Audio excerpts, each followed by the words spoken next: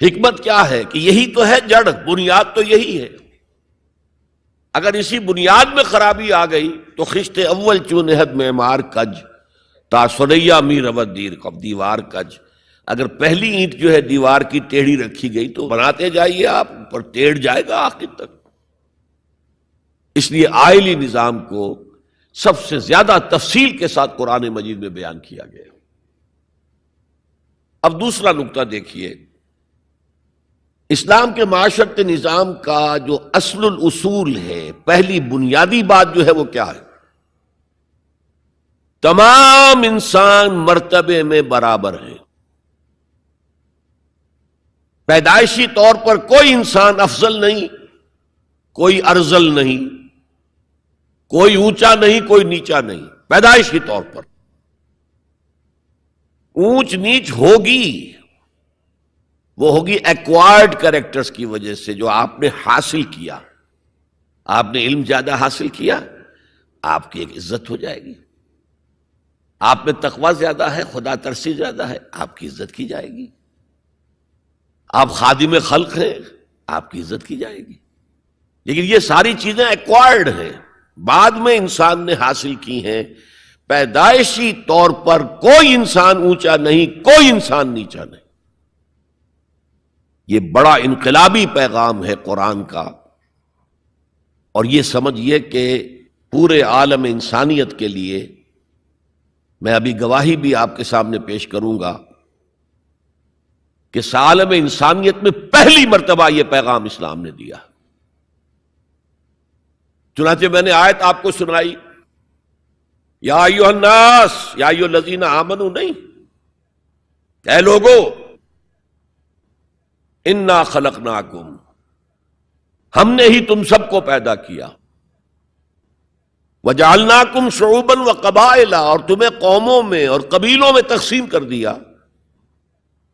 تمہاری رنگتیں مختلف ہیں، تمہارے ناک نقشے مختلف ہیں، تمہاری بولیاں مختلف ہیں. جعلناکم شعوبا وقبائل لتعارفوا، یہ صرف تعارف کے لیے ہے. یہ کوئی معیار نہیں ہے کہ یہ بلند ہے وہ کم ہے، فلاں نسل جو ہے اونچی ہے، فلاں نسل نیچی ہے، گورے جو ہے اونچے ہیں اور کالے جو ہے نیچے ہیں، یا مرد اونچے ہیں اور عورتیں نیچی ہیں. پیدائشی طور پر تمام انسان بالکل مساوی. اس اصول پر ہم نے بھی زیادہ غور نہیں کیا ہے. آپ جس معاشرے میں ہیں، یہاں پیدائشی طور پر برہمن اونچا ہے، شودر تو نیچا ہے. ویسے کوشش ہو رہی ہے، معاشرتی سطح پر کوشش ہو رہی ہے، قانونی سطح پر کوشش ہو رہی ہے کہ ان تصورات کو ختم کیا جائے. چنانچہ سب سے بڑھ کر یہ کوششیں امریکن سوسائٹی میں ہوئی ہیں. Any discrimination on the basis of the color of the skin is a crime. قانونی اور دستوری طور پر جتنا کچھ ہو سکتا تھا اس معاملے میں وہ امریکہ نے کیا ہے. لیکن آج بھی امریکہ میں کالے اور گورے کے درمیان دلی طور پر منافرت ہے. دلوں کو تو قانون نہیں بدل سکتا. قانون تو آپ کے ظاہر پر حکمرانی کر سکتا ہے، اور میں سمجھتا ہوں کہ یہ کریڈٹ دیا جانا چاہیے. انہوں نے غلامی کے خاتمے کے لیے جنگ لڑی ہے، اور ان کے ہاں ڈسکریمنیشن بالکل ختم ہے قانوناً. بہت بڑا جرم ہے. پھر بھی حالات کیا ہیں؟ اگر کسی گوروں کی آبادی میں کوئی کالا افرو امریکن آ کر مکان خرید لیتا ہے تو اس آبادی میں جائیداد کی قیمت ایک دم گر جاتی ہے.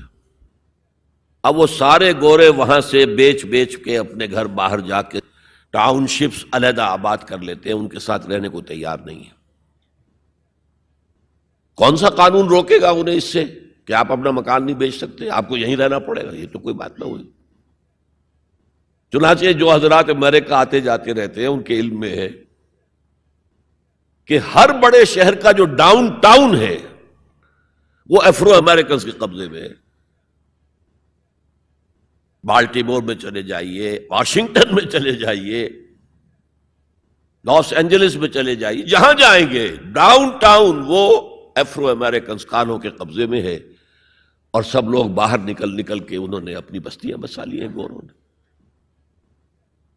تو یہ صورتحال، اس میں قرآن مجید کہتا ہے کہ دیکھو لوگوں، تم میں کوئی بنیادی طور پر، پیدائشی طور پر، رنگت کی وجہ سے، نسل کی وجہ سے کوئی نہ افضل ہے نہ مفضول ہے، نہ کوئی اعلیٰ ہے نہ ادنا ہے.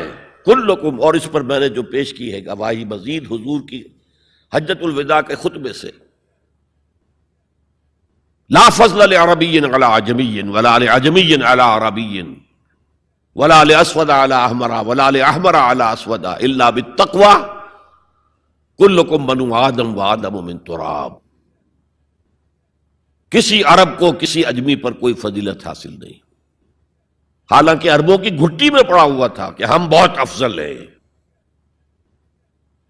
نطق تو ہمارے پاس ہے، بات ہم کر سکتے ہیں، خطیب ہمارے ہیں، باقی دنیا تو عجمی ہے، گونگے ہیں یہ لوگ. عجم کے معنی کیا؟ گونگے. حضور نے کہا لا فضل لعربی علی عجمی ولا لعجمی علی عربی، اجمی کو بھی، کسی اجمی کو کسی عربی پر کوئی فضیلت نہیں. ولا لاحمر علی اسود، کسی سرخ روح کو، سفید اور سرخ رنگت والے کو کسی سیاہ فام کے اوپر کوئی فضیلت نہیں، نہ کسی سیاہ فام کو کسی گورے پر کوئی فضیلت ہے. میں نے شروع میں جب میں حدیث پڑھتا تھا تو میں حیران ہوتا تھا کہ کیا کوئی کالے بھی یہ سمجھتے ہیں کہ ہم گوروں سے افضل ہیں؟ امریکہ میں جا کے بھید کھلا، وہ تو کہتے ہیں ہم مکمل انسان ہیں، یہ تو کچے ہیں، پکے ہوئے ہی نہیں ابھی. مذاق اڑاتے ہیں. ان کے ہاں جو ہے سفید چمڑی والوں کا شدید مذاق اڑتا ہے. تو حضور نے تو کہا تھا 1400 برس پہلے، لولا لفضل لاسود علی احمر ولا لاحمر علی اسود، کسی گورے کو کسی کالے پر، کسی کالے کو کسی گورے پر کوئی فضیلت نہیں. کلکم بنو آدم، تم سب کے سب آدم کی نسل ہو. وآدم من تراب، اور آدم مٹی سے بنے تھے علیہ الصلوۃ والسلام. یہ جو نکتہ میں اتنے اہتمام سے بیان کر رہا ہوں، اس کے لیے میں گواہی اب دے رہا ہوں ایچ جی ویلز کی، نام سنا ہوگا آپ نے. وہ زیادہ مشہور تو ہے سائنٹیفک فکشن کے معاملے میں. اس نے اپنے زمانے میں ایسی کہانیاں لکھی، ایسے افسانے لکھے جو آنے والے دور میں سائنس کے جب کہ عروج ہونے والا تھا تو واقعات کے طور پر سامنے آنے والے تھے. سائنٹیفک فکشن، کہانیاں لکھنا، افسانے لکھنا سائنسی بنیادوں پر. لیکن تاریخ عالم پر بھی ان کی 2 کتابیں اس شخص کی جو ہیں وہ بہت ہی عمدہ ہیں، اس میں کوئی شک نہیں. A short history of the world, اور دوسری ہے a concise history of the world. Concise history of the world میں پہلے میں یہ بیان کر دوں کہ اس نے حضور پر بڑے کیچڑ اچھالا ہے. شاطم رسول جیسے آج رشدی ہے، یا بنگالی جو ہے تسلیمہ نسرین ہے، یا ایک اور بھی اٹھ کر آ گئی ہے اب، جس طرح وہ کیچڑ اچھالتے ہیں، جس طرح وہ حملے کرتے ہیں، رقیق حملے کرتے ہیں، ایسے ہی ایچ جی ویلز نے بھی کیے ہیں.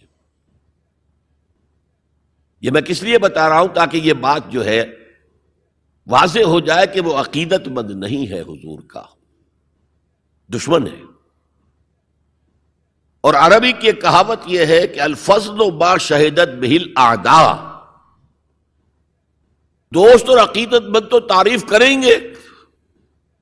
کیا کسی مسلمان کے لیے ممکن ہے کہ حضور کی تعریف نہ کرے؟ بلکہ وہ نعتیں پڑھتے ہوئے غلو بھی کر جائیں گے، کہیں سے کہیں پہنچا دیں گے. ہاں اگر دشمن تعریف کرے تو وہ بات ہے کہ جو قابل غور ہے. میں نے اس لیے اسٹیبلش کیا دشمن ہے، دوست نہیں ہے، عقیدت مند نہیں.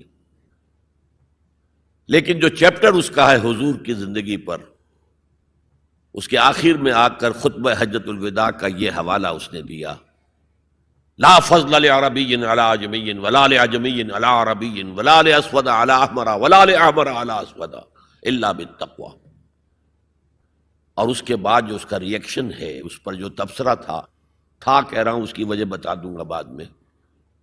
معلوم ہوتا ہے گھٹنے ٹیک کر کوئی شخص جو ہے اور سر جھکا کر خراج عقیدت پیش کر رہا ہے. ایگزیکٹ الفاظ یہ تھے اس کے، although the sermons of human equality, fraternity and freedom were said before also, and we find a lot of such sermons in Jesus of Nazareth, but it must be accepted that it was Muhammad sallallahu alayhi wasallam who for the first time in human history established a society based on these principles. کہ اگرچہ انسانی مساوات، اخوت اور حریت کے واس تو پہلے بھی بہت کہے گئے تھے، بہت کہے گئے تھے، بہت کہے گئے تھے، اب عیسائی ہونے کے باوجود کہتا ہے کہ مسیح ناصری، جیزس آف نظرت، حضرت عیسیٰ علیہ السلام کے ہاں بھی واس تو بہت ہے، لیکن ان اصولوں پر کوئی معاشرہ وہ قائم نہیں کر سکے۔ تاریخ انسانی میں پہلی شخصیت محمد کی ہے صلی اللہ علیہ وسلم، جس نے کہ ان اصولوں پر معاشرہ بالفعل قائم کر کے دکھایا۔